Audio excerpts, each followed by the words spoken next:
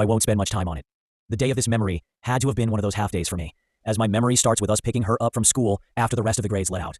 I was eating my half peanut butter and jelly sandwich snack that I decided not to eat during our class's snack time, and instead apparently wanted to eat in the car. On a side note, I would like to keep my sandwich in a Ziploc bag and press it really thin so the bread would get all mush and take on the jelly flavor. My sister climbs in the back of our red van.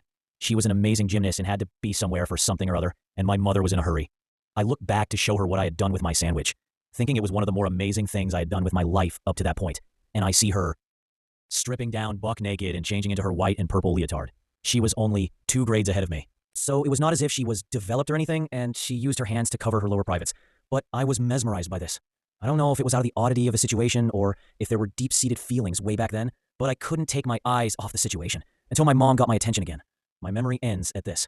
Writing this story reminds me of a memory fragment that I believe to be the earliest one I possess. My sister and bathing together in the bathtub, and my butt got a scratch from our drain. This is purely non-sexual, but it does make me stop and think looking back on things now. Fast forward a year or two, and our family was at the height of our prosperity. My father was in the midst of a non-violent crime that we had no knowledge of, and was making quite a bit of money from this.